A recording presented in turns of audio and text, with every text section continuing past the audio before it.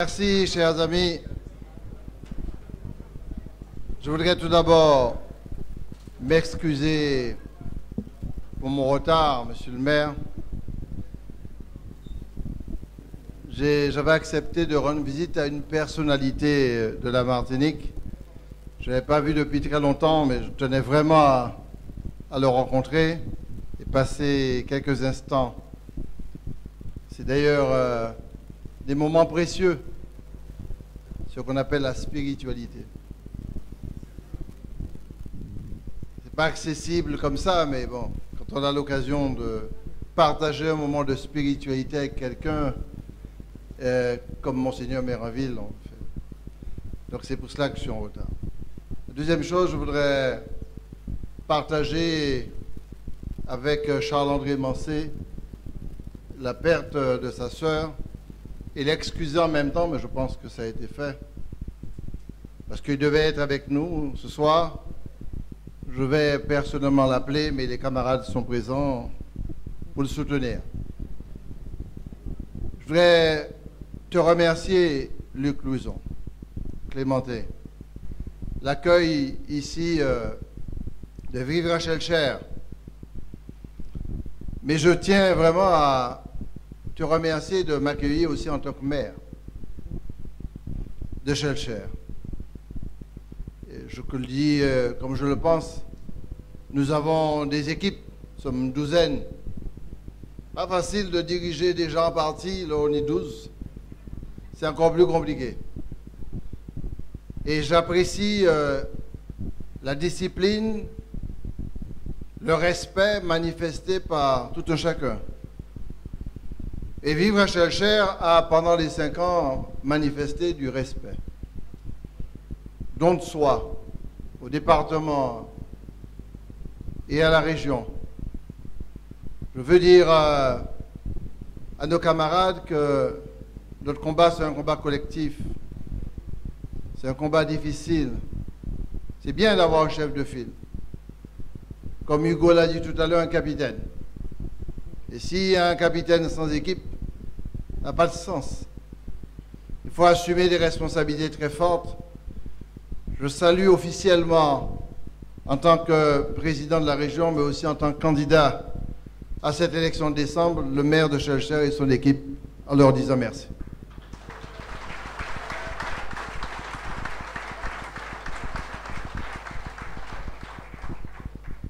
J'ai été très ému par les deux témoignages de tout à l'heure. Très ému. Je vais commencer par le témoignage d'Hugo.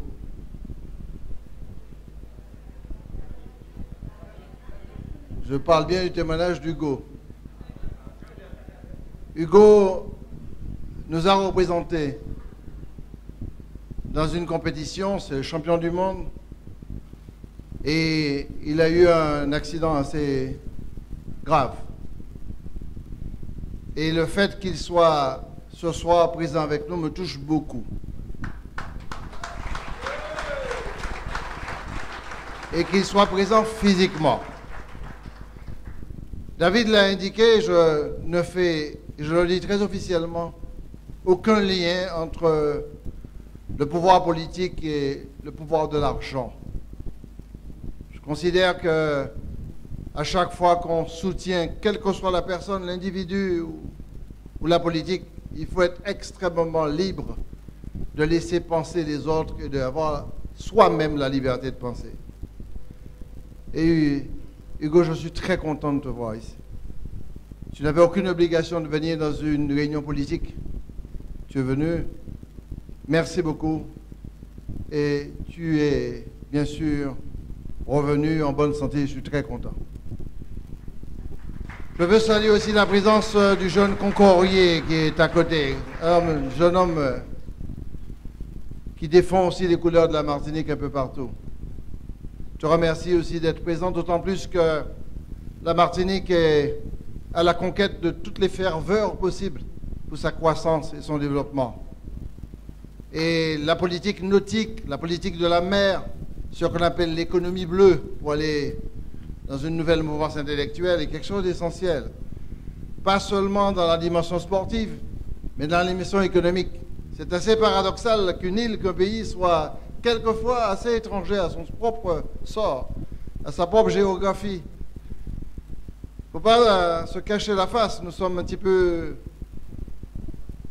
en désaccord avec la mer. Désaccord avec la mer par l'histoire. Histoire difficile et douloureuse. Mais nous devons nous réapproprier, y compris les époques ignobles que nous avons connues.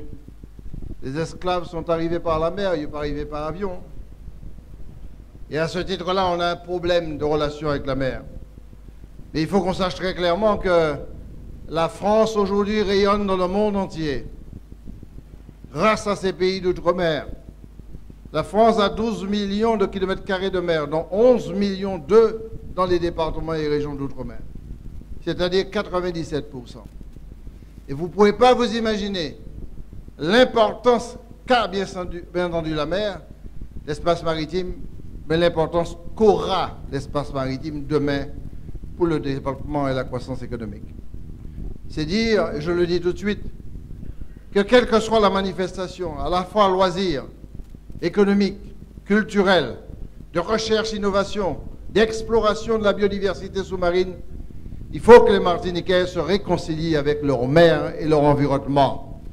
Et à ce titre, je pense même que la France gagnerait non pas à céder la responsabilité totale autour de la mer, mais que les zones économiques et sociales, que les collectivités régionales et demain la collectivité territoriale de Martinique aient une responsabilité claire sur les compétences maritimes.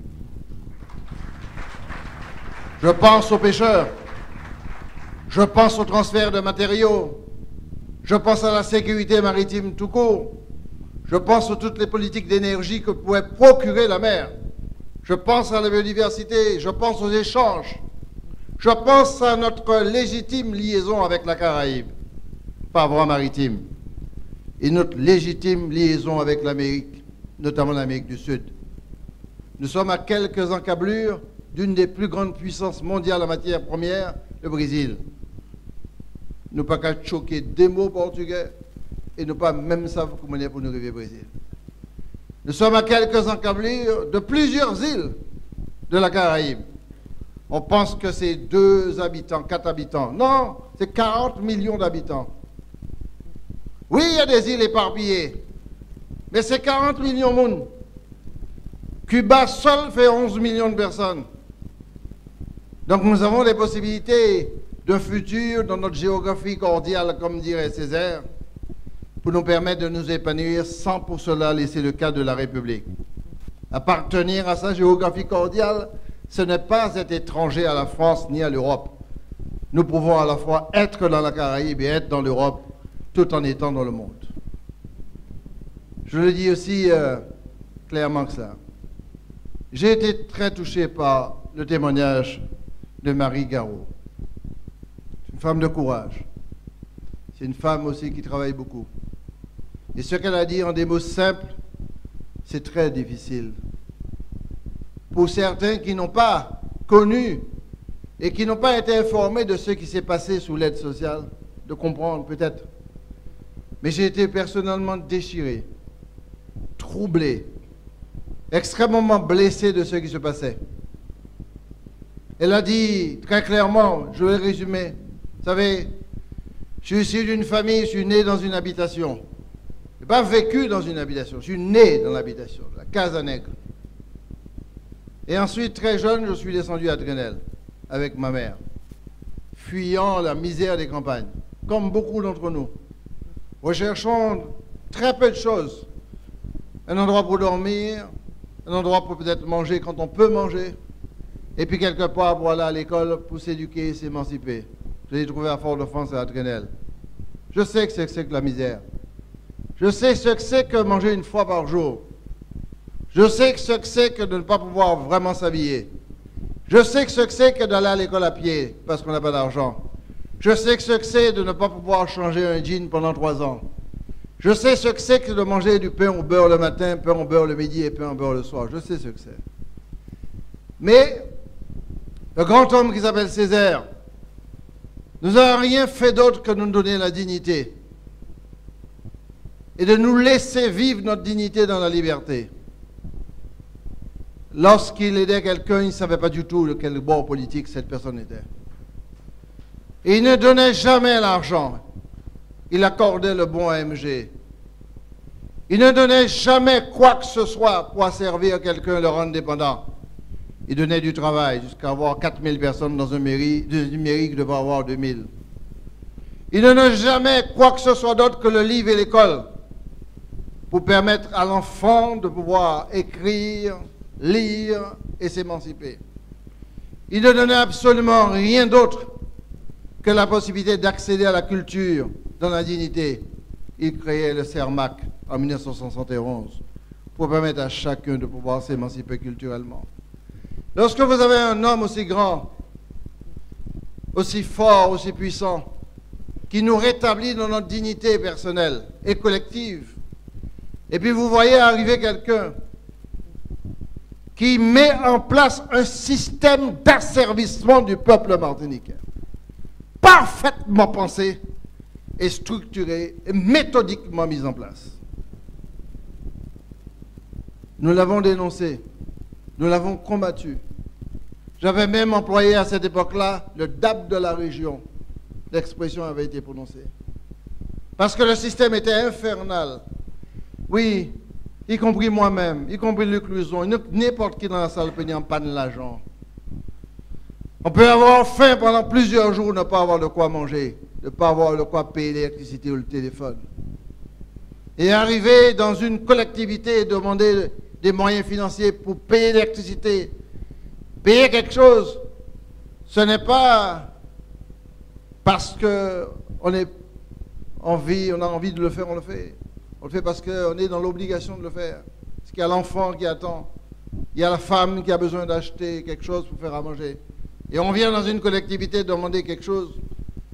Et vous trouvez un individu qui, de cet argent, met sous une lettre, personnellement, 1000 euros pour lui, 2000 euros pour lui, 4000 euros pour elle, 500 euros pour lui. Sous quels critères? Il n'y en a pas. C'est la décision du maître.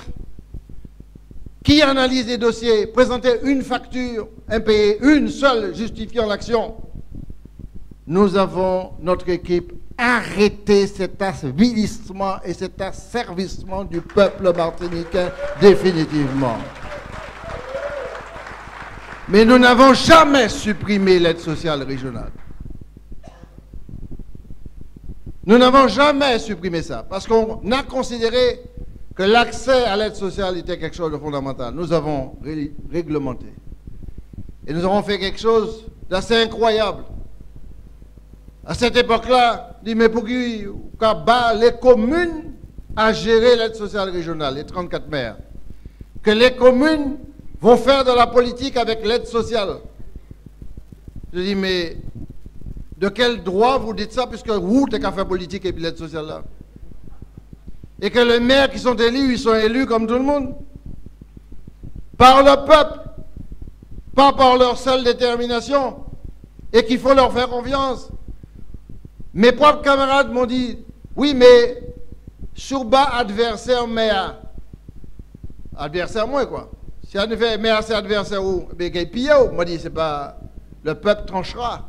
Eh bien, 34 communes sur 34 communes, eh bien, ces 34 communes ont eu à gérer jusqu'à ce jour et gèrent l'aide sociale régionale dans les meilleures conditions possibles. Ça permet, sur la base de ce qu'on appelle le serment de l'assistance sociale, de faire une enquête, d'analyser la situation, et puis surtout d'accorder l'aide et de vérifier dans la famille ce qu'il y a à faire en plus.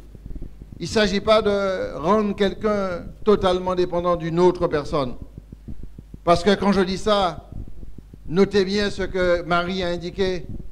La mise en dépendance d'un peuple est la pire des choses. C'est aliéner ce peuple-là et l'asservir définitivement. Parce que, en plus de décider personnellement de l'aide, une liste était faite de tous les noms de ceux qui ont reçu de l'aide. Et cette liste était distribuée dans les communes lors des élections. C'est-à-dire vos noms, vous ne saviez même pas ça, que vos noms étaient écrits et distribués. J'ai vu la liste de mes yeux marins pour qu'on sache comment tu as l'argent. C'est-à-dire, faire mon entrée dans honte de quoi même. Pour qu'on leur dise ça, mais monsieur, de pas voter, ça ne m'a pas le dire. On a créé une situation extrêmement grave. Et on a nié le droit de l'individu. Et c'est quand j'ai rappelé ça, c'est qu'on n'a pas le droit de publier le nom de quelqu'un quand on a donné une aide sociale. Et nous avons instauré l'anonymat. Marie l'a indiqué. C'est-à-dire les dossiers qui arrivent à l'instruction, y compris du président, ce sont des dossiers avec des numéros et pas des noms. De telle sorte qu'on n'est pas à intervenir sous le droit social des individus qu'il faut respecter. Je suis très fier qu'Ensemble pour une Martinique nouvelle ait fait cesser cette politique sociale qui était avant nous. Je suis très fier de ça. Et on ne reviendra jamais plus sur ça. Mais Marie, je veux poursuivre sur quelques autres exemples. Un peu ce qui a été dit tout à l'heure sur le sport. Est-ce que vous vous rappelez, chers amis, que à chaque manifestation sportive, il y avait un chèque qui était beaucoup plus grand que moi-même, qui était affiché à la télévision parce que des championnats ont eu lieu, des coupes de force, des coupes de Martinique, des coupes de quartier, et qu'il fallait absolument donner une récompense aux sportifs, mais que les sportifs et les spectateurs puissent rentrer dans leur tête que cette récompense était donnée par un individu, une personne, et qu'à ce titre-là, on était redevable de cette personne-là demain matin. J'ai aboli ça et j'ai arrêté ce cirque-là. Mais je n'ai pas pour autant décidé de ne pas donner de récompense aux sportifs. Nous avons donné des récompenses aux sportifs et on continue encore mieux. Nous aidons tout le monde. Nous multiplions les aides. On soutient toutes les disciplines, mais il n'y a plus de chèques populistes brandis obligeant quelqu'un à être dépendant d'un leader politique. J'ai pris ces exemples pour bien faire comprendre à la Martinique que nous avons sorti la Martinique du populisme. Nous avons permis à ce pays de respirer et nous avons fait de telle sorte que ce pays sorte de la dépendance intellectuelle et morale. Le dernier exemple que je vais prendre, c'est la logique du système. Et puis ensuite, on parlera d'avenir. Quelle est la logique du système? Mettez-vous dans votre famille ou dans un quartier. Coupez l'eau sur vos enfants, votre femme ou votre mari. Éteignez l'électricité dans le quartier. Empêchez aux gens d'aller travailler. Ne leur donnez pas de travail quand vous pouvez leur donner. Évitez qu'ils aillent dans de bonnes conditions à l'école, notamment les enfants, les enseignants. Gardez l'argent en thésaurisant, en ne dépensant pas. N'investissez pas. Ne restaurez pas les écoles. Faites avancer le TCSP au rythme du Molokoï. Structurez l'économie sans vraiment donner de l'aide pour la création de zones d'activité. Dites à l'État que l'extension du port de la Martinique, ça ne m'intéresse pas, c'est votre affaire. Dites à l'État que l'extension de l'aéroport de la Martinique, ce n'est pas mon problème. Dites aussi à l'hôpital de la Ménard que la construction du pôle technique qui se fait, qui se termine d'ailleurs à l'hôpital de la Martinique, ce n'est pas mon problème, nous n'avons pas d'argent pour ça. Allez dire aux gens qui sont à Emma Ventura, qui peuvent rester dans la promiscuité que nous connaissons aujourd'hui, que nous connaissions, et que ce bâtiment pouvait pourrir sous soi-même avec des personnes dedans qui se douchaient dans des salles de bain non équipées, cohabitant avec des rats et des vermines, ce que j'ai constaté il y a 2 ans. Ce n'est pas notre problème. Allez dire aux lycéens de la Martinique que les lycées peuvent rester sans être réparés et que 22 lycées sur 24 n'avaient pas d'autorisation pour pouvoir ouvrir parce qu'ils n'étaient pas conformes aux règles. Dites à la Martinique tout entière que nous nous contentons simplement d'être le dernier élève de la classe en matière de politique d'énergie renouvelable, 2% en 2010, près de 20% en 2015 aujourd'hui. Dites à la population aussi que le tourisme, ce n'est pas une priorité. Et qu'à la limite, les touristes qui viennent ici, et ils l'ont dit, sont revenus après sur leurs paroles, eh bien les touristes n'ont qu'à se démerder. Ne faites pas d'appartement croisière à la Pont-Simon. N'équipez pas Saint-Pierre avec un nouvel appartement croisière. Et considérez qu'à la limite, qu'on soit passé de 450 000 touristes de croisière il y a 10 ans à 35 000 touristes de croisière en 2010, ce n'est pas un problème. Lorsqu'on dit tout ça et qu'on fait tout ça, cela veut dire qu'on a instauré un système et une méthode pour pouvoir pourrir la situation économique. Et que l'expérience qui est mise en œuvre sous l'aide sociale, que j'ai dénoncée, que Marie a dénoncée tout à l'heure, cette expérience était mise en place à une échelle plus globale sur le plan purement économique. Refuser de développer la Martinique, c'était asservir la population martiniquaise et rendre cette population dépendante des ressources financières publiques qu'on distribuait. Vous savez, monsieur, nous avons atteint dans cette collectivité un chiffre exceptionnel, jamais vu, jamais vu. On est passé de 2 millions d'aides sociales à 7 millions d'aides sociales distribuées. Ce qui s'est jamais vu. Et si on avait laissé ça continuer, on aurait de graves problèmes. La démocratie. Comment voulez-vous qu'on puisse oublier qu'un homme qui n'était pas du tout conçu, fait pour faire de la politique, grand poète, il se retrouve par hasard pris dans l'emballement communiste, dans la ferveur de la libération, et il se présente dans la mairie de Fort-de-France. Entre 1945 et 2001, Césaire n'a commencé à recevoir la visite de ministre qu'à partir du moment que Mitterrand est arrivé au pouvoir. Avant ça, il ne recevait aucune visite. Aucune. Je suis resté 10 ans, moi, à la tête de la ville de Fort-de-France. Je n'ai reçu aucune visite de président de région. Aucun respect. Tous les dossiers étaient triés au scalpel et distribués en fonction de la tête du client, du maire. Tous ceux qui n'étaient pas dans la même obédience politique étaient punis. On ne les aidait pas. Il a fallu vraiment que je subisse ça. Malgré ça, nous avons résisté. Mais nous n'avons pas fait ça. Au lendemain de mon élection en 2010, j'ai fait le marathon des communes. Je suis allé dans chaque commune, voir chaque maire, quelle que soit sa couleur politique, quelle que soit sa tendance, pour dire que la Martinique souffre, il faut relancer la machine économique. Mais vous avez des projets dans votre portefeuille politique. Comment peut-on les réaliser ensemble? Chaque maire mettait l'ISLI, on a travaillé.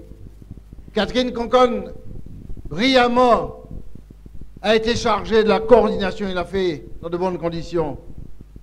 Nous avons investi 330 millions d'euros, 221 chantiers, 4600 emplois générés, dont 700 emplois nouveaux. Et nous continuons, quel que soit le maire qui est en place. Le paradoxe de cette histoire, c'est que c'est nous qui réglerons les problèmes qui n'ont jamais réglé. Je suis très fier de dire ici que nous aiderons le maire de Rivière-Pilote à mettre hors d'eau le bourg de Rivière-Pilote.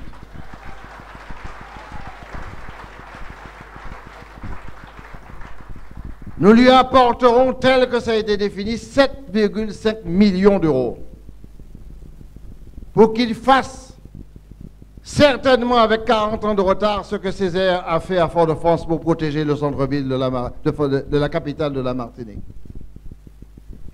Et ça, ne me gêne pas du tout de dire à Rivière-Salée, à Saint-Esprit, à Sainte-Marie, quel que soit l'endroit, que nous continuerons à travailler dans le même sens. Si je vous parle de tout cela, chers amis, c'est pour vous dire que le défi qui se présente dans la Martinique aujourd'hui, C'est plus le défi du passé. Il faut que vous soyez les messagers de l'espérance et du futur. Il faut que vous preniez conscience de quelque chose d'essentiel, de fondamental. Un pays ne se développe pas comme ça parce qu'on a décrété que ce pays se développe. On a légiféré que ce pays se développe. Un pays se développe parce qu'on a organisé ensemble, vivre ensemble, et surtout on a rameuté, ailé, crié, gueulé, pour que la ferveur de la dignité nous habite tous et chacun. Ne croyez pas que la Martinique aujourd'hui qui importe du sucre de la Guadeloupe pour compenser ses pertes ou ses manques peut évoluer et produire plus de sucre parce qu'on a décrété. Non, il faut se battre pour qu'il y ait plus de plantations. Ce que nous avons fait, 300 hectares de plus, nous permettant d'avoir une récolte fabuleuse cette année. Ne croyez pas que notre rhum peut se vendre comme ça à l'extérieur. Simplement parce que nous l'avons décrété, nous sommes en France et en Europe. Et c'est facile, c'est faux. La bataille est mondialisée. Et quel que soit le pays que vous fréquentez dans le monde, vous verrez que la compétition est rude, chacun se bat. Ne croyez pas qu'on décrète que la biodiversité qui est autour de nous, tout autour de nous, sa beauté crée l'espoir et l'espérance et qu'il suffit de s'en contenter. Ça sert à quoi? Il faut d'abord connaître. C'est la politique de la connaissance. Il faut d'abord protéger. C'est la politique de la protection. Et il faut valoriser. C'est la politique de la valorisation. Ce que je suis en train de vous dire, c'est que la Martinique a besoin de s'émanciper à nouveau. J'insiste sur ce terme, s'émanciper à nouveau. Me dira, mais oui, mais l'expression de l'émancipation, c'est strictement lié à la dimension identitaire et culturelle. Oui, c'est vrai et c'est juste. Mais Césaire a gagné cette bataille. Si nous perdons cette bataille aujourd'hui, c'est qu'on a perdu les traces de Césaire. C'est qu'on s'est contenté de l'écouter, de se satisfaire de son verbe et de ne rien comprendre à ce qu'il a dit. Parce que nous sommes ancrés dans une histoire avec une culture, une identité, patrimoine que nous devons absolument valoriser tout le temps. La France comprendra un jour que la différence n'est pas l'ennemi de l'égalité, ni de la République. La République est une et indivisible, mais elle peut aussi être une République très unie, ouverte à toutes les cultures, à toutes les porosités. Et c'est ça que Césaire a toujours voulu. Et nous sommes en train de gagner cette bataille. Il faut continuer à le faire. Mais à quel moment on a gagné la bataille de l'émancipation économique? À quel moment on est sorti de la dépendance? À quel moment on a parlé de production endogène, locale? Parce que la pire des assimilations et d'aliénations, ce n'est pas celle qui vient de la culture et de l'identité, c'est celle qui vient de la consommation par une économie exogène. C'est celle qui vient de l'extérieur et qui vous pourrit votre habitude, votre attitude, votre corpus intellectuel, votre héritage. Ce matin, j'ai fait une visite incroyable. C'est la savane des esclaves. Un homme tout seul a décidé de déboiser. Il a pris son coutelas, simplement son coutelas. Rien d'autre. Il n'a pas pris une subvention. Il n'a pas demandé une subvention. Il n'a pas osé insister pour demander une subvention, même si on a un patrimoine gros comme ça. Il a pris simplement son coutelas. Il a pris le coutelas exactement comme Romain a pris le tambour. Comme les esclaves ont pris leurs armes, leurs coutelas. Mais en fait, les esclaves n'avaient même pas de coutelas. Ils avaient leur courage et leur détermination, leur vie. La seule arme, c'était le sacrifice de leur vie, la mort. Qui, aujourd'hui, est interpellé par la mort et la survie? Peut-on considérer que cette bataille, c'est cela? C'est la bataille pour la survie et pour le sacrifice. Si Ensemble pour une Martinique nouvelle n'intègre pas cette dimension fondamentale dans l'œuvre de Césaire, l'esprit de sacrifice, pour s'élever le plus haut possible dans la résurrection de ce peuple, nous n'avons aucune chance de tenir le coup et de résister. Le coutelas du jeune de l'époque nous a permis d'avoir un équipement qui a retranscrit fidèlement la savane des esclaves, à la fois la vie des uns et des autres, la misère, la terre battue, le baquet, le lit, le sac guano, le fer à repasser métallique qu'on chauffait sous le réchaud. Non, pas le réchaud, les pierres avec le charbon. Ça, on peut l'ignorer, on peut mépriser, mais c'est le processus qui est engagé de la responsabilité nouvelle. La France aujourd'hui n'est plus capable d'assumer très directement sa posture et sa position de mère patrie, de mère qui pouvait tout régler à distance à partir de la revendication sur l'égalité.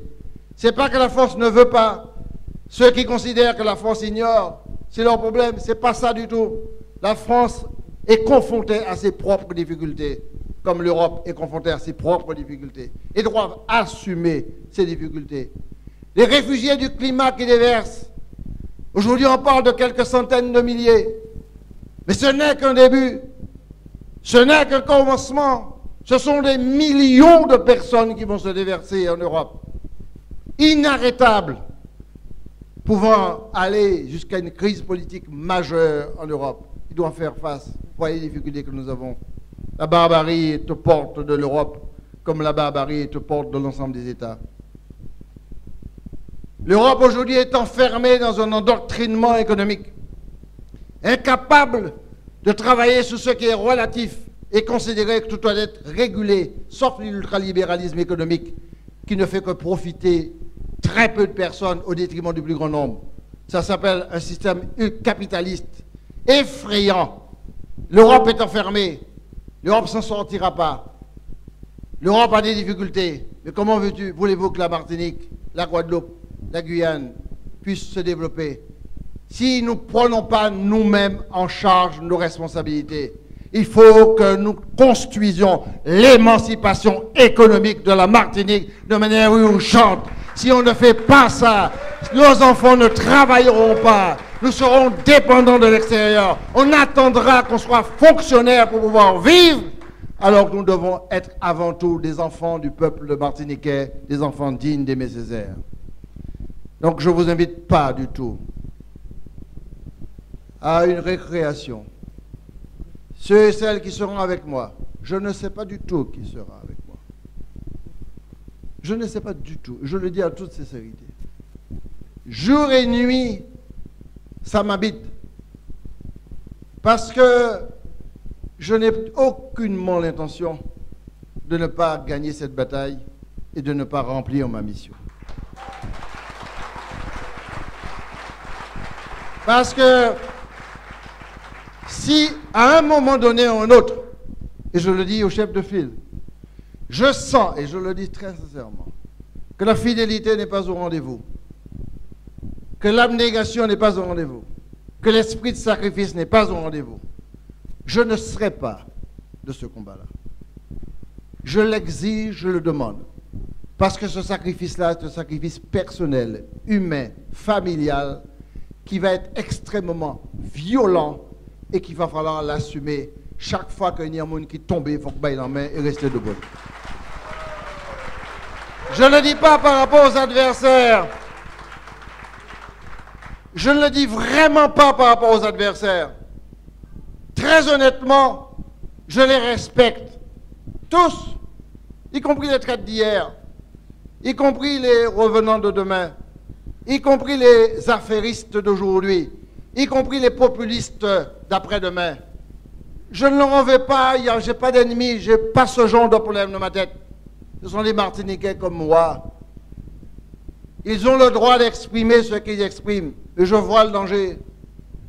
Je vois venir les choses. Je sens les choses. La vibration négative est là. Elle est tentante. Et cette vibration négative, intellectuelle, doctrinale et idéologique même, n'a même plus de sens. Parce que la plupart de ces adversaires n'ont pas de fondement doctrinal, n'ont pas d'idéologie, n'ont pas de pensée, n'ont pas de valeur, n'ont pas de vecteur, il n'y a rien. Ce qui m'effraie le plus, c'est le creux, c'est le trou noir. Ce n'est pas leur expression de combat égal à égal, de pensée à pensée. À la limite, là, on y a un monde qui a fait un match de football et puis il fasse, il a dribblé, vous avez un adversaire. Et quand vous avez un adversaire qui n'existe pratiquement pas par la pensée, parce que c'est un combat d'idées, et parce qu'il n'y a pas d'idées, quelqu'un qui dit « Je décrète que je reviens » et qui invente un slogan, vous avez de très nombreuses fois demandé que je revienne. C'est une personne qui a déjà peur de sa propre candidature, il veut se légitimer à travers des fantômes qui lui auraient dit certaines choses qu'il ne lui a jamais dit ça. C'est un petit peu comme la personne qui avait dit « Je suis candidate ». Un clin d'œil parce que j'aimais beaucoup cette dame. Parce que j'ai reçu beaucoup de lettres qui me félicitent parce que je suis une femme remarquable. Et Camille Darcière lui avait répondu « Regardez bien, ce n'est pas vous-même que vous avez fait les propres lettres que vous êtes en train de... » Je vois la même chose avec le revenant. Le revenant s'auto-plébiscite. Il s'auto-regarde. Il s'auto-affine. Mais le revenant devrait dire très clairement, mais pour quelle raison aujourd'hui Letchimy et son équipe ont terminé le TCSP en 4 ans lorsque vous avez pris 20 ans pour faire exactement quelques kilomètres? Le revenant peut dire ça. Parce que l'histoire du TCSP, c'est une histoire exceptionnelle. Si on avait laissé ces types-là continuer à faire le TCSP, nous étions partis pour 2040. Le calcul a été fait noir sur blanc. Si on avait laissé faire d'autres pour que la Martinique puisse trouver une diminution du chômage des jeunes, moins 10%, on aurait attendu des siècles et des siècles. Si on avait laissé faire, eh bien, on n'aurait pas eu cette stratégie de politique d'énergie renouvelable nous permettant d'avoir une usine de biomasse en train de pousser à Trinité, que la plupart des toitures de bâtiments des lycées et des collèges sont en énergie solaire, avec une avancée considérable en matière de recherche de géothermie en Martinique, que l'éolien est en train de prendre une nouvelle dimension, que la Martinique travaille déjà sous l'énergie renouvelable, avec une capacité d'inventer avec ce qu'on appelle l'énergie thermique en mer à Bellefontaine, que la Martinique a déjà avancé énormément en faisant déclarer prochainement la montagne Pelée comme patrimoine mondial de l'UNESCO. Non, ne se pose pas ce genre de questions. J'existe, je suis candidat terminé. Voilà la formule. La formule est très belle, mais elle n'a aucun sens. Il y a aussi ceux qui considèrent qu'il faut venir aux élections et de promettre n'importe quoi au peuple martiniquais. Il y en a même un qui a dit « Je viens aux élections », c'était la députation, et que j'aurai une indemnité de l'ordre de 7 000 € et que je vais distribuer ces 7 000 € à tous les jeunes de la Martinique. Il peut dire ça parce qu'il n'en a pas besoin vraiment de cette indemnité. Mais lorsqu'on est malin, et puis on divise 7 000 € par 20 000 personnes, ça donne exactement 35 centimes d'euros par jeune. C'est plus du populisme, c'est du mépris. C'est du mépris vis-à-vis de la jeunesse. Si le revenant était revenant, et il voulait s'inscrire véritablement dans ce qu'on appelle la coopération, il ne serait pas comporté comme quelqu'un qui est d'une très grande richesse et capable de tout construire dans la Caraïbe sans demander quoi que ce soit à qui que ce soit. La Dominique a eu des difficultés. Nous avons fait une œuvre humanitaire. Ils n'avons pas péroré et montré qu'on a de l'argent. D'autant plus que lorsque l'argent n'est pas tard. Nous avons vraiment, ce n'est pas eux. Ce n'est pas les adversaires. Nos adversaires les plus dangereux, qui peuvent nous mettre en péril, à la fois pour cette élection de décembre, c'est nous-mêmes. Nos seuls adversaires aujourd'hui, c'est nous. Comportement doit être exemplaire. La posture et l'attitude doivent l'être aussi. Mais nos adversaires demain, pour relever ce défi, c'est encore nous-mêmes. Parce que si nous gagnons, et nous allons gagner, nous serons à la tête d'une collectivité exceptionnelle, moderne et capable de nous accompagner dans l'émancipation économique que je souhaite. C'est quoi la collectivité? C'est quelquefois fastidieux de le dire, mais je le dis clairement, c'est quoi la collectivité? Nous avons une situation incroyable. À ce même pays, on a des institutions, départements et régions, même îles, Vous savez que, pour ceux qui ne savent pas, peut-être qui oublient, vous avez une région, et puis à l'intérieur de la région, vous avez des départements. Il y a 4 départements, 5 départements. Et la région coordonne les politiques. Aujourd'hui, vous avez un département sur 1100 km² à son île. Sur le même département, vous avez une région. Ça s'appelle une collectivité monodépartementale. Vous avez des compétences qui se recoupent. J'ai un exemple très comique, mais très comique. C'est l'exemple des routes départementales et des routes régionales. Léo Kakwaze, qui m'a fait Carrefour là. Un bon exemple, Ravine Vilaine Redoute. Qui m'a fait Carrefour là. Lise et Marie-Jeanne Rété, yon ka gade l'autre. Quand chien en faïence, t'as dit m'a fait plan topoa, l'autre là a dit que ça m'a fait plan écoulement, t'as dit m'a fait trottoir, t'as dit mais c'est bout de terre, moi c'est pas bout de terre, c'est du n'importe quoi. Aujourd'hui, il y a une collectivité unique, demain, toutes les routes sont sous la responsabilité de la collectivité unique. Mais heureusement, on a pu avancer, parce qu'on a commencé le chantier, parce qu'il y a David Zobda, et puis il y a Josette Manet. On a trouvé une solution parce qu'on s'entend. Mais ne faites pas d'illusions. Au moment où ils étaient au pouvoir, ils ne s'entendaient pas du tout. Ils s'injuriaient copieusement. Et aujourd'hui, comme il faut battre les timides, tchoup tchoup sous la bouche, je t'embrasse, je t'aime, moi non plus. Mais, à la limite, qu'ils sachent très clairement que je ne crains ni leur tchoup tchoup, ni individuellement, ni collectivement, rien du tout, il n'y a aucun problème. Ils veulent, ils m'auront, et je serai face à eux. Je le disais, notre propre ennemi pour la bataille de décembre, c'est nous-mêmes. Notre propre ennemi pour la bataille après décembre, parce que gagner, c'est bien, mais gérer, c'est notre bagaille. C'est nous-mêmes.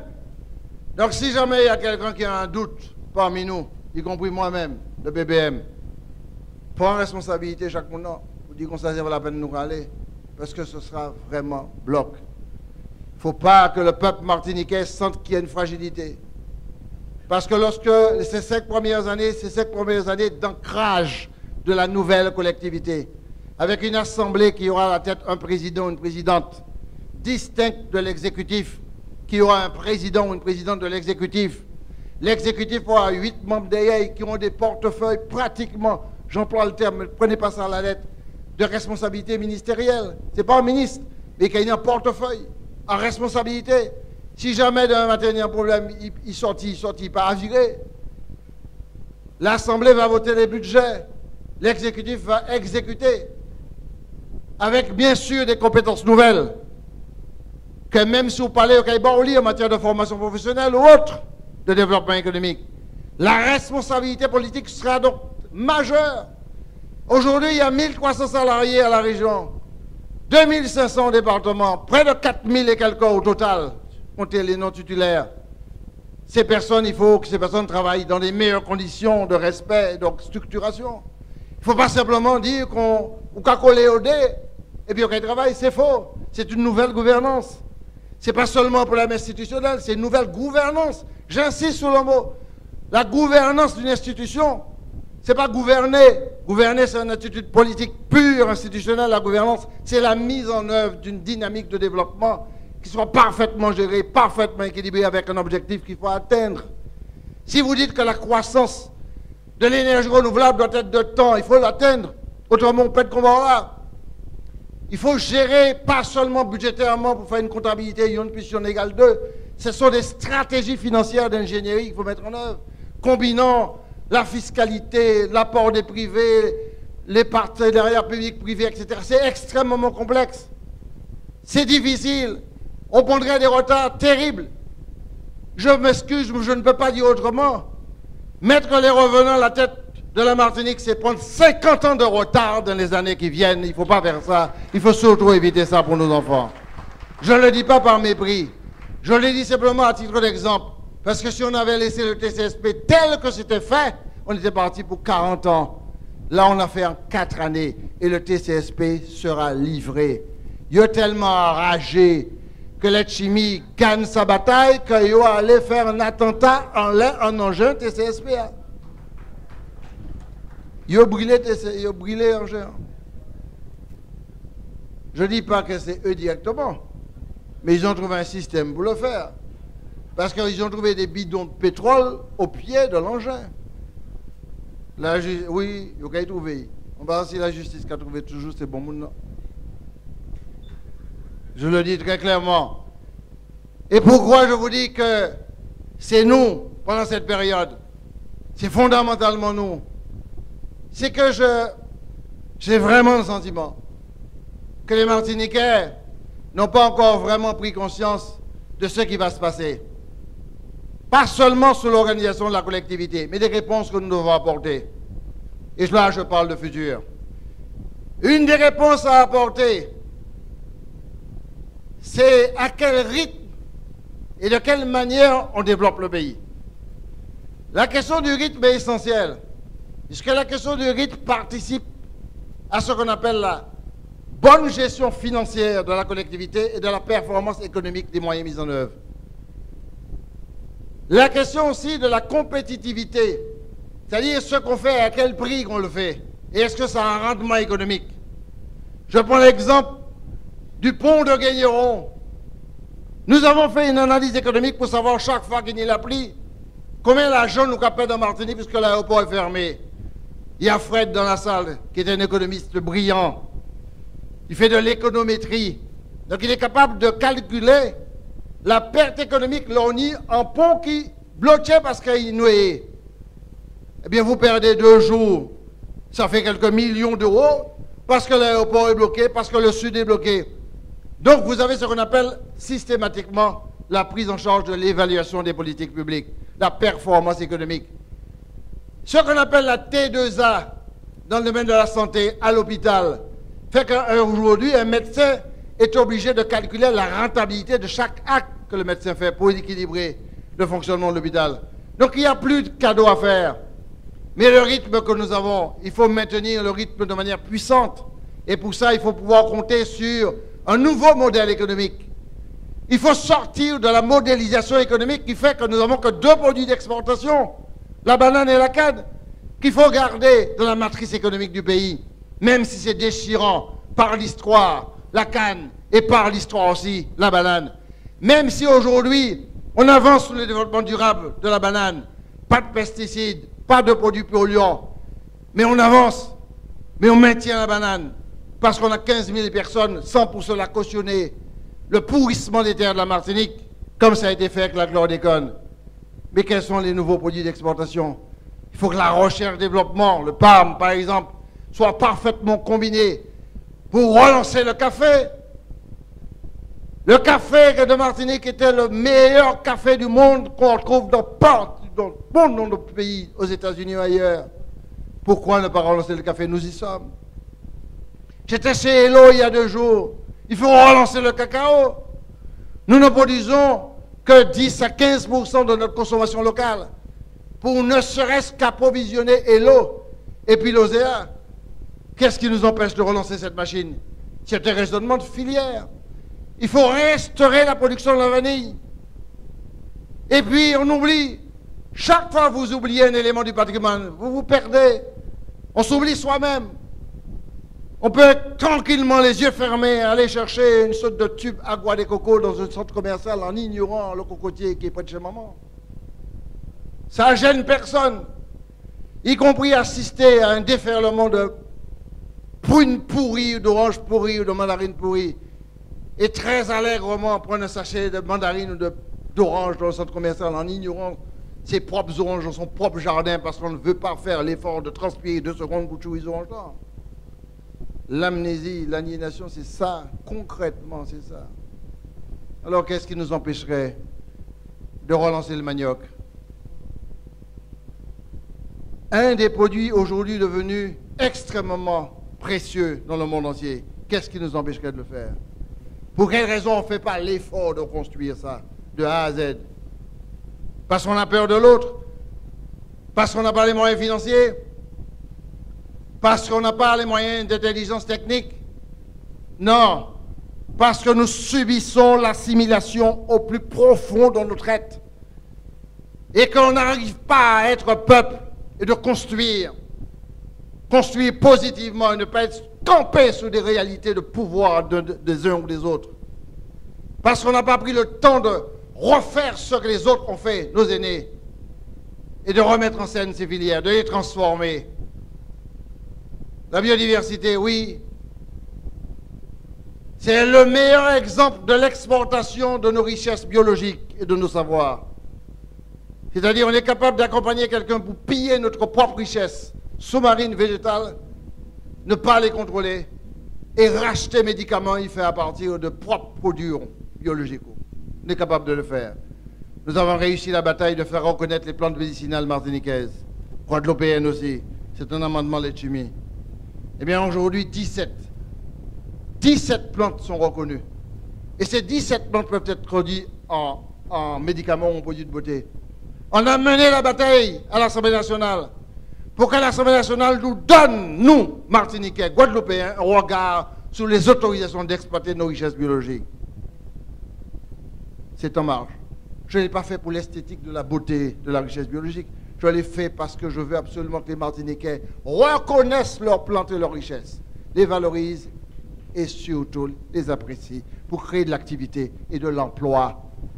Ce cheminement inverse que je vous demande de faire va nous obliger à nous appuyer sur notre jeunesse.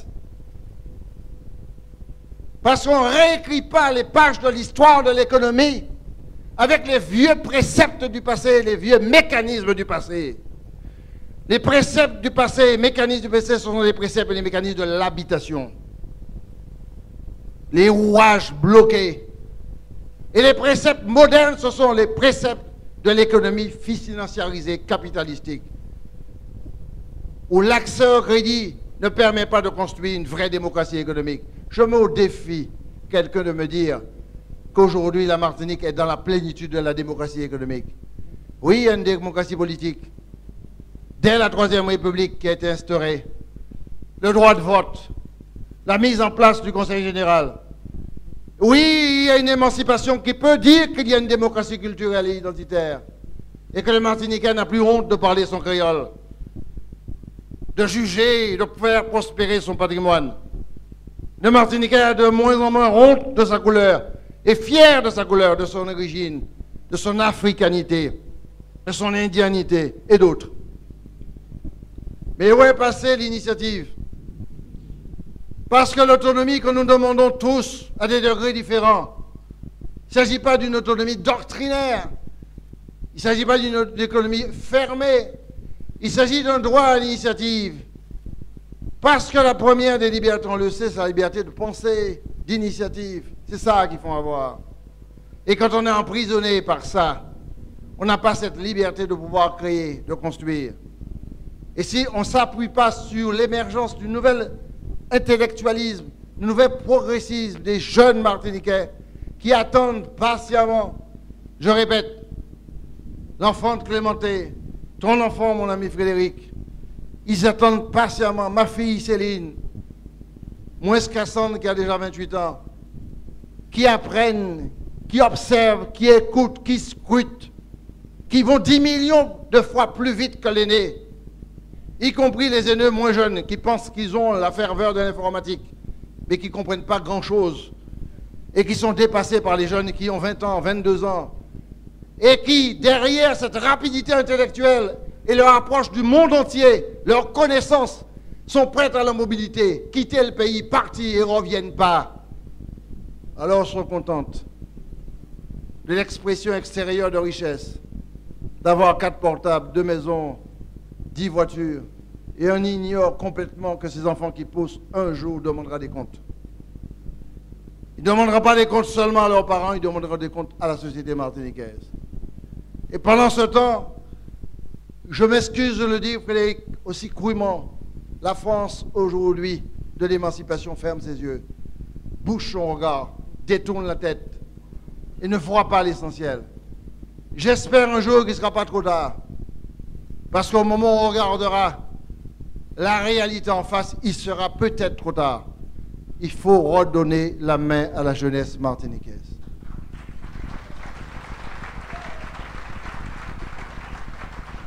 Il faut leur redonner la main tout de suite. Pour leur redonner la main tout de suite, il faut absolument qu'on soit prêt à n'être qu'un passager de l'aventure, de la responsabilité, et non un sédentaire, ancré dans un pouvoir qui ne correspond plus à rien. Il faut savoir que la responsabilité que nous avons est éphémère. Le pouvoir politique n'existe pas. C'est le peuple qui détient le pouvoir politique. Et que cette transmission-là, sur le chemin qu'a tracé depuis Césaire de nombreuses personnes, cette transmission-là, elle est fondamentale. Et que les 5 ans qui viennent doivent être 5 ans d'exemple, d'expérimentation, de bousculade, de compréhension de soi-même, de sacrifice, d'explication à la nation, d'explication à nous-mêmes. Je le disais la dernière fois, de pénétration en nous-mêmes, dans le silence, dans l'humilité, dans l'explication de tout ce qu'on veut, dans les parades politiques et démocratiques. Mais qu'on soit au-delà de ces combats de joutes, comprendre qu'il faut que l'inspiration vienne de l'intérieur, mais pas seulement l'intérieur individuel, c'est l'intérieur collectif.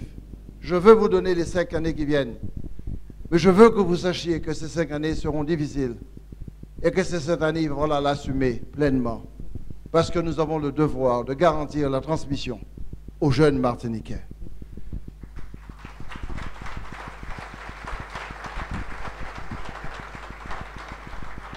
Plus prosaïquement, pour l'avenir, nous présenterons un programme complet. Le bilan sera prêt d'ici la fin de la semaine, définitivement. On a demandé à David de coordonner le projet.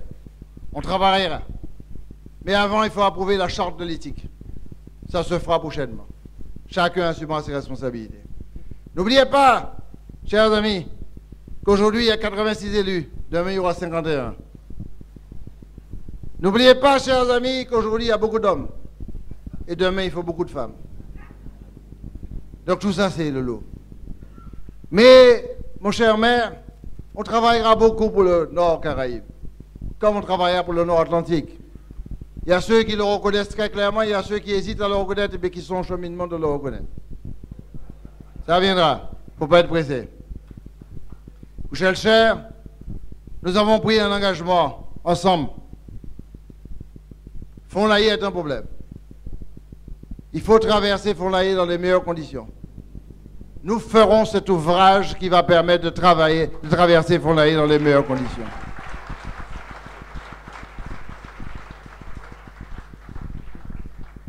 On fera avec le peuple, parce que ce n'est pas tout dit que nous avons un ouvrage fabuleux qui surplombe les toitures de Fond-Laïé, sans pour cela porter un regard et un dialogue avec tous ceux qui habitent là.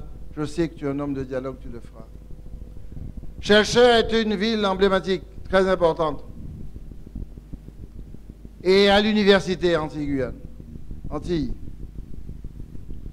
Je suis profondément touché par le sort de l'université, je ne dirais rien du tout de particulier, de blessant vis-à-vis de qui que ce soit. Je suis très attristé. J'espère qu'on s'en sortira. Je le souhaite le plus profond de moi-même. Nous ferons l'extension du TCSP. Le TCSP, qui est en fait un tramway sur roue,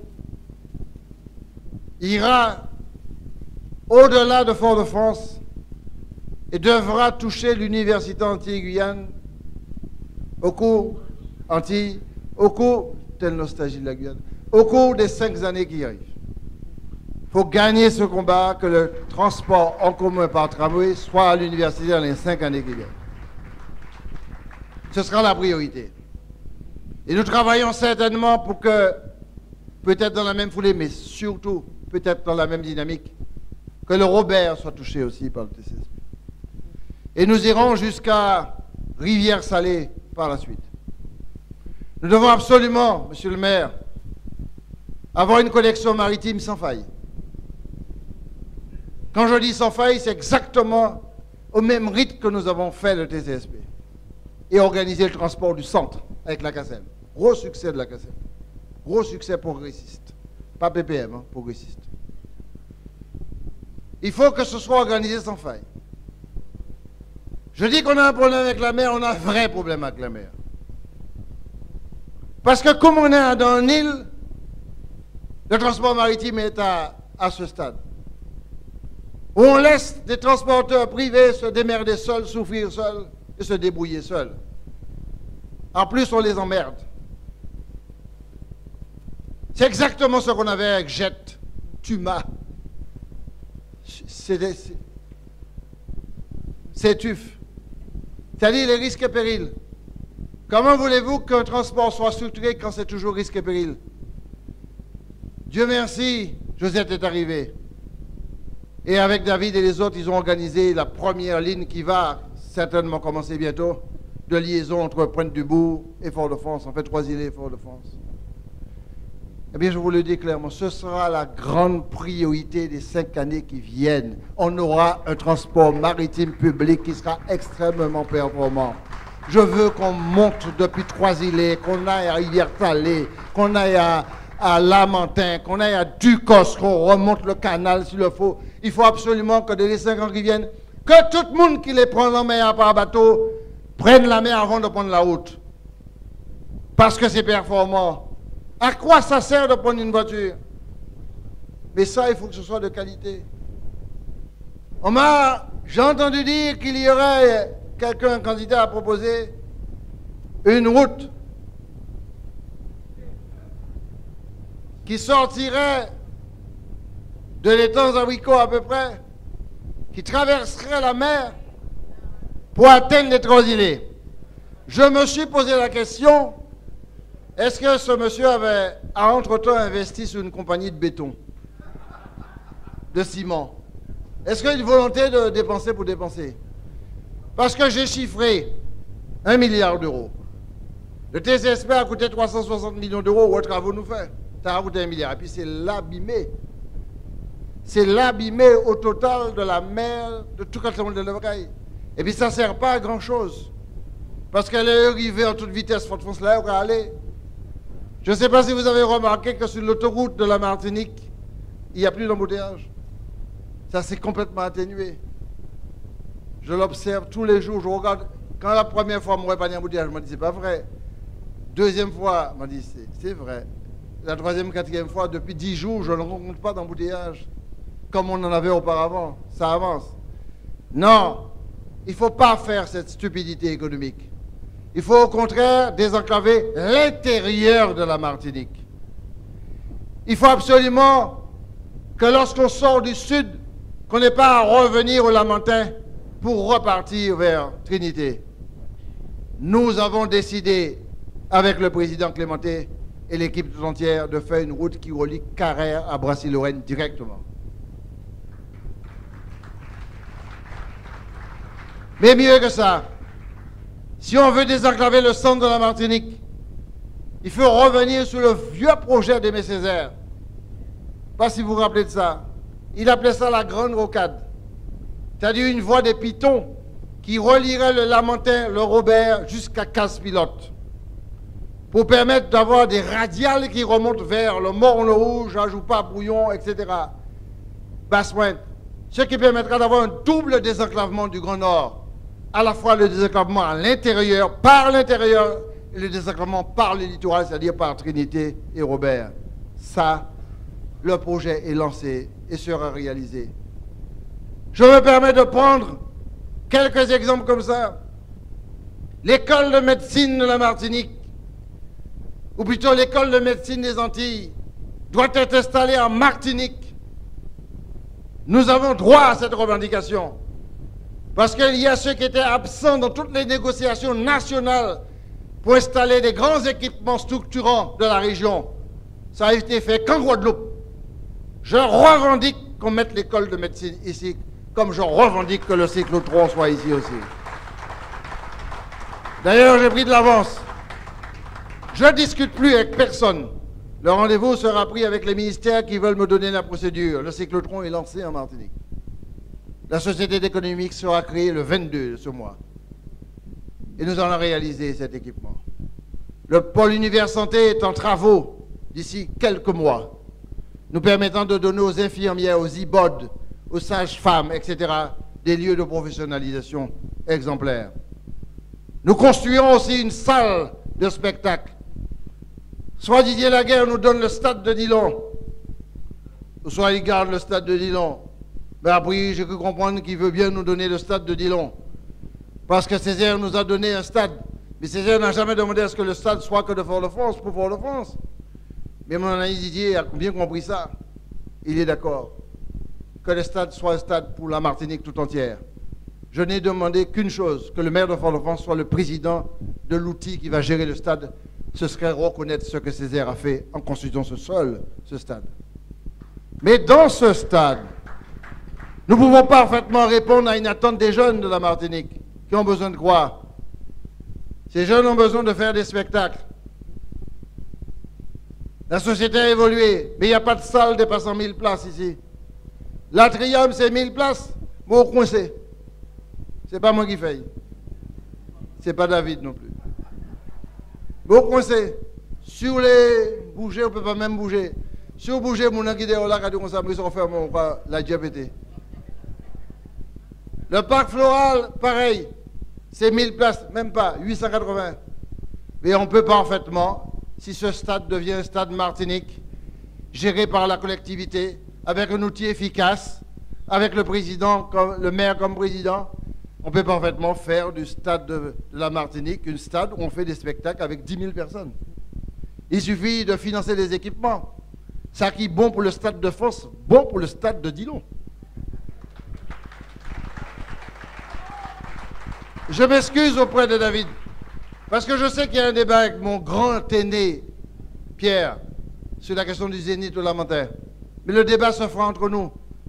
Si on met 150 millions pour le Zénith de Lamentin, c'est 150 millions qu'on met. 100 millions, ce sera très cher. 30. On va se revoir. Je peux te dire que j'ai expertisé, mettez 30 de plus. Je pense que ce serait intéressant d'adapter le stade de Dillon. Mais il faut aussi avoir un équipement qui nous permette d'avoir des spectacles de 1000, de 2000, de 3000. Et il faut une salle polyvalente entre 3 et 6 000 places pour la Martinique. Pour qu'on fasse des spectacles avec 3000 personnes. Aujourd'hui, ce n'est pas possible. La Martinique, c'est un pays d'artistes. C'est un grand pays d'artistes. Mais il n'y a pas de conservatoire de musique et d'art ici. La Martinique doit avoir un conservatoire de musique et d'art.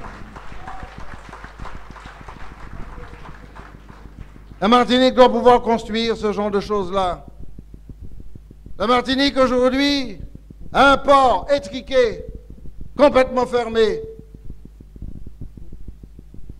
Ce port n'est qu'un port qui fait rentrer 90% de ce que nous consommons, si ce n'est pas 95%. C'est l'esprit d'humiliation que nous a donné Césaire, qui nous a permis de voir, de détecter, de regarder, de condamner et de combattre. Défaitistes nous sommes. On ne sait même pas, lorsqu'on va ouvrir la 3e écluse du canal de Panama, comment nous allons nous organiser. Nous nous positionnons comme hub de transfert des conteneurs. C'est une bonne chose pour la compétitivité du port. Mais maintenant, qui s'acquitte dans ces conteneurs, là, il va aller. Le bal des conteneurs ne m'intéresse pas. Le bal des conteneurs venant du monde entier pour aller dans d'autres pays, transitant par la Martinique, ça ne m'intéresse que pour la compétitivité économique, pour baisser le prix, le coût du port. Et ce qui m'intéresse, c'est d'exporter aussi ce que je produis. C'est aussi profiter de cette possibilité pour exporter. Oui, contrairement à nos prédécesseurs, nous allons mettre 70 millions globalement sur le port, la région portera sa contribution. Et puis je n'ai aucune espèce de complexe d'infériorité vis-à-vis de qui que ce soit. De qui que ce soit. Je pense que demain, nous aurons une université extrêmement pointue. Je pense que l'université des métiers devrait accompagner notre université actuelle. Je pense que notre université devrait aussi nous accompagner dans toute la définition, la reconfiguration, la construction des hautes technologies. On avait commencé, c'est tombé en panne. Pas de dialogue, pas de discussion, rien du tout. Je pense aussi que l'université a besoin de ce qu'on appelle une école d'ingénieurs ici. La Guadeloupe peut faire le BTP d'ingénieur, nous faisons le BTP d'environnement. On construit, il faut le faire. Et qu'à ce titre-là, eh bien qu'on puisse aborder la question des transferts technologiques et surtout du positionnement géostratégique de la Martinique. C'est quoi le positionnement géostratégique? Et à cette dimension, je fais le lien avec nos stratégies d'émancipation. Retenez ce mot. J'ai bien compris à travers mes dialogues avec Césaire que ça n'avait pas qu'un sens, historicité, ou négritude, ou encore culturel. Ça avait un sens développement, ça avait un sens économique. Sa grande peine avant sa mort, c'est de lui dire qu'est-ce qu'on fait pour la Martinique, qu'est-ce que le pays va rester un pays de chômeurs. Comment peut-on faire? Je n'avais pas de réponse à lui donner particulièrement. Mais après 5 ans à la collectivité, j'ai compris parfaitement la dimension. Et il a une vision de prophète. Et si les Martiniquais s'approprient cette vision de prophète, pas nous comme ça, nos enfants, pense encore à Céline, c'est à ces enfants-là qu'on va restituer cette force et cette puissance. Comment la Martinique, au cours de toutes les dernières années, n'a pas une zone d'activité de haute technologie, de puissance numérique, d'import transformation, d'innovation dans la médecine, dans la biodiversité, etc., etc. Comment la Martinique n'a pas eu ça? Les seules zones d'activité dont on a assuré la promotion, c'est les zones d'activité d'importation et de revente. Il faut être aveugle pour ne pas regarder sur l'autoroute à droite et à gauche ce qu'il y a. Aveugle par l'esprit de consommation. Inhibé par la puissance du ventre et pas par l'initiative du cerveau. Pour ne pas comprendre que la zone qui est là ne donne aucune valeur ajoutée et ne fait qu'importer pour revendre, pour acheter. À la limite, la France nous donne des dotations pour nos fonctionnaires, mais l'argent gravit en France puisque le produit est ressorti de France. Personne n'a vu ça. Il a fallu qu'on soit là pour voir ça, pour le dire, pour le dénoncer. Et qu'est-ce qu'on fait de notre position assez paradoxale d'être un pays de la Caraïbe tout en étant un pays européen, d'être un pays latin tout en étant dans la marge extrême des frontières européennes et françaises? Qu'est-ce que vous faites de la géostratégie politique? Quel est le sens aujourd'hui des déplacés des frontières, de ceux qui fuient la faim, le climat, les guerres, les ignominies, la barbarie? C'est quoi ça? Ça s'appelle la géostratégie politique. Ça s'appelle la diplomatie externe.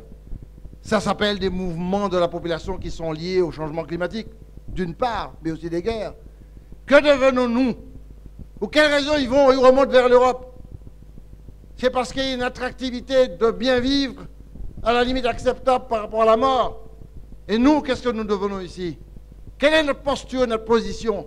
Nous n'avons pas que 1100 km² dans un espace géographique contemplatif de nous-mêmes par nous-mêmes. Nous tapons sur la poulpe et disons que nous sommes beaux ou que nous sommes belles. Ça ne suffit plus, ça ne suffit pas. C'est pas la mise en exergue de notre patrimoine culturel de danse, oui, il faut le faire, mais ça ne suffit pas. C'est le dépassement de soi-même qui a du sens. Et que notre position géostratégique doit être parfaitement utilisée. Et que du Brésil ou des États-Unis, dans la Caraïbe vis-à-vis de l'Europe, et que l'Europe, qu'on puisse inverser l'idée du handicap qu'on nous a attribué de manière permanente. Nous-mêmes, nous l'avons fait, pays handicap, pour faire de telle sorte qu'on soit désormais un pays de la réussite, du succès et du développement. Comment peut-on faire ça? Parce qu'il faut que les instruments économiques qui soient dans nos pays soient d'une très grande puissance. C'est pour ça que je veux vraiment remercier le maire de Ducos d'avoir accepté un des plus grands projets que la Martinique va réaliser. Sur 250 hectares, nous allons réaliser la plus grande zone d'activité des départements et régions d'outre-mer de cette région Caraïbe, qui sera plus puissant que la zone de Jarry, fondée strictement sur les nouvelles technologies, le numérique et l'import-transformation, destiné à desservir notre milieu martiniquais, mais à exporter aussi dans le monde entier. La Martinique doit profiter d'être dans une position géostratégique, viser les 500 millions de consommateurs, tout en puisant ses ressources de matières premières à proximité dans l'Amérique du Sud, dans l'Amérique centrale et aux États-Unis. Si on réussit ce pari, on ouvre un nouveau créneau, une nouvelle perspective, une nouvelle donne, une nouvelle organisation, une nouvelle aventure. C'est parce qu'on aura fait cette aventure-là et on aura fait ce qu'on appelle par l'expression césaire, une utopie très refondatrice de notre économie qu'on pourra changer de modèle. Il faut gagner la bataille du modèle. Mais il faut gagner la bataille du modèle avec l'esprit de sacrifice. Parce qu'au bout de 5 ans, je ne sais pas si un lot qui comprendre, parce qu'il y a un lot qui a profité dans 10 ans, mais pas dans 5 ans. Mais il faut prendre le risque. Et il faut assumer ce risque-là. C'est pour ça, chers amis, qu'on dit que c'est quoi le destin d'un homme? Est-ce que c'est la lutte de l'ombre et de la lumière, Césaire? Est-ce que, comme Césaire, l'arc-en-ciel de sa parole était destiné à illuminer les moindres parcelles de notre cheminement pour la dignité? Est-ce qu'on peut se contenter de ça? Est-ce qu'aujourd'hui, on peut clairement dire que ce qui nous intéresse, c'est strictement l'accéder au pouvoir? C'est pas.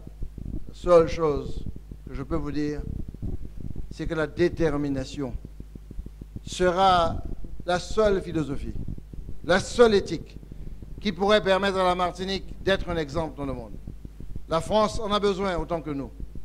Et la France, suivant l'exemple de l'expérimentation, suivra, parce qu'elle ne peut pas faire autrement. Elle est en panne d'idées, pour nous, déjà pour eux, mais pour nous aussi. Elle n'a plus de ressort. Il lui manque de l'argent, mais il lui manque des idées. À la limite, ce n'est pas à la France d'avoir ces idées-là, c'est à nous d'avoir ces idées. Le peuple martiniquais doit s'assumer. Je mènerai cette bataille. Et je souhaite que le 6, que chacun de vous soit des pionniers de cette volonté inaltérable et imprescriptible d'exister en tant que peuple, de cette détermination à tout faire pour muter et au bout de la route du chemin accepter le sacrifice, y compris les défaites, parce qu'on aura tout tenté. Est-ce que vous êtes prêts à cette bataille? Est-ce que vous souhaitez mener ce combat-là? Est-ce que vous êtes vraiment déterminés? Est-ce que vous savez que votre oui a un sens que vous ne connaissez peut-être pas? Vous êtes prêts? Eh bien, je vous invite à cette bataille. Je vous invite à ce combat. Je vous invite à ce sacrifice. Je vous demande de marcher. Je vous demande de vous mettre debout. Je vous demande de conquérir l'impossible. Je vous demande d'aller le plus loin possible. Je vous demande que la Martinique soit fière de vous et qu'Aimé Césaire n'ait pas sacrifié toute sa vie pour rien. Je ne suis que le pasteur de la parole de bonté, mais en même temps le pasteur de la parole de la détermination. Alors, bonne chance, bon combat et merci.